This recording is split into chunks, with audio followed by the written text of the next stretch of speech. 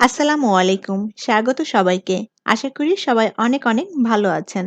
সকাল বা বিকালের জন্য খুবই সহজ এবং ঝটপট একটি নাস্তার রেসিপি নিয়ে চলে এলাম। আজ তৈরি করব ম্যাগি অমলেট বা ম্যাগি এগ অমলেট। এটা খেতে খুবই মজাদার এবং টেস্টি। আর খুবই অল্প সময়ের মধ্যে বানিয়ে নেওয়া যায়। ছোট বড় সবাই ভীষণ পছন্দ করবে খেতে। ম্যাগি এগ অমলেট তৈরি করার জন্য আমি এখানে ৩টা ডিম নিয়েছি। আপনারা এখানে ডিমের পরিমাণ বাড়িয়ে অথবা কমিয়েও নিতে পারেন। এখন এই ডিমের মধ্যে দিয়ে দিব ২ টেবিল চামচ পরিমাণ পেঁয়াজ কুচি। পেঁয়াজটাকে মিহি কুচি করে নিতে হবে। আর দিয়ে দিব ছোট সাইজের একটা টমেটো কুচি। আমি টমেটোর ভেতরের রসালো অংশটা ফেলে দিয়ে তারপরে টমেটোটা কুচি করে নিয়েছি। আর দিয়ে দিব কাঁচামরিচ কুচি। মরিচের পরিমাণটা যে যেমন ঝাল খেতে পছন্দ করেন সেই অনুযায়ী অ্যাড করে দিতে হবে।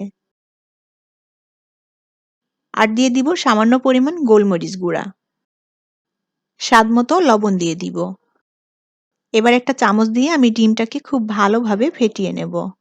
খুবই সহজ আর ঝটপট একটি নাস্তার রেসিপি। এটা সকাল বা বিকালের নাস্তাতে তৈরি করে নিতে পারেন। আর এই ম্যাগি এগ অমলেটটা খেতে কিন্তু সবাই ভীষণ পছন্দ করবে। বিশেষ করে ছোট বাচ্চারা ভীষণ পছন্দ করবে খেতে।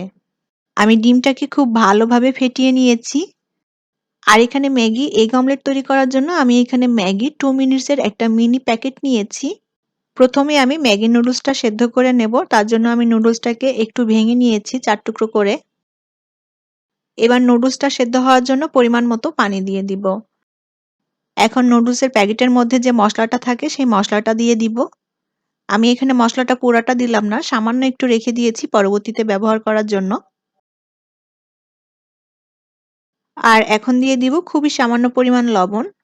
এবার এই ম্যাগি নুডলসটাকে আমি খুব ভালোভাবে জাল দিয়ে সেদ্ধ করে নেব। আর নুডলস সেদ্ধ হওয়ার জন্য যে পানিটা দিয়েছি পানিটাও শুকিয়ে নিতে হবে।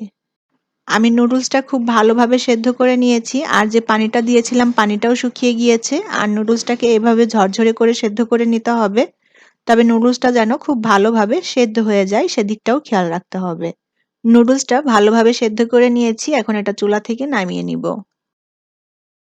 প্যানে আমি ১ টেবিল চামচ পরিমাণ তেল দিয়ে দিলাম। এখানে তেলের পরিবর্তে বাটারও ব্যবহার করা যাবে। আপনারা যদি কেউ বাটার দিয়ে করতে চান বাটার দিয়েও করতে পারেন। এখন প্রথমে যে ডিমটা আমি ফেটিয়ে নিয়েছিলাম সেই ডিমটা তেলের মধ্যে দিয়ে দিব। চুলার আঁচটাকে একেবারে অল্প করে দিয়ে এখন এই ডিমের অমলেটটাকে খুব ভালোভাবে ভেজে নিতে হবে। ডিমের অমলেটটা ভাজা হয়ে গিয়েছে আর ডিমটাও বেশ ভালোভাবে শক্ত হয়ে গিয়েছে। আর এই ডিমের অমলেটটা কিন্তু আমি উল্টে দেইনি। ডিমের অমলেটটা উল্টানোর দরকার নেই। এখন যে নুডলসটা আমি সেদ্ধ করে নিয়েছিলাম এই সেদ্ধ নুডলসটা এই ডিমের অমলেটের উপরে এভাবে দিয়ে দিব। খুবই সহজ আর ঝটপট একটি নাস্তার রেসিপি। সকাল বা বিকালের নাস্তার জন্য ম্যাগি নুডলস তো প্রায় সবসময়ই আমাদের খাওয়া হয়। তবে একঘেয়েমি ম্যাগি নুডলস রান্নার থেকে এভাবে যদি একটু ভিন্নভাবে ম্যাগি নুডলসটাকে উপস্থাপন করা হয় তাহলে কিন্তু মন্দ হয় না। আর এটা ছোট বাচ্চারা ভীষণ পছন্দ করবে খেতে, সাথে বড়রাও ভীষণ পছন্দ করবে। যারা এখনো এই রেসিপিটি ট্রাই করেননি তারা অবশ্যই বাসায় একবার ট্রাই করে দেখবেন। আশা করছি আপনাদের খুবই ভালো লাগবে। আমি সম্পূর্ণ নুডলসটা ডিমের উপর দিয়ে এভাবে বিছিয়ে দিয়েছি। এখন এর উপর দিয়ে দিব সামান্য পরিমাণ গোলমরিচের গুঁড়া।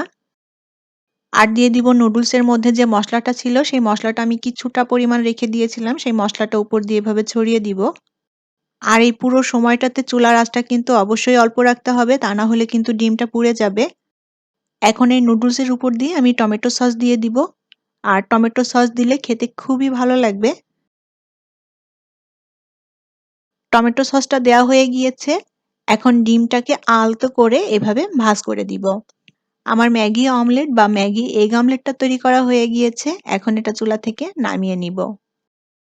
গরম গরম এই ম্যাগি এগ অমলেটটা খেতে অসম্ভব মজার এবং ইয়াম্মি।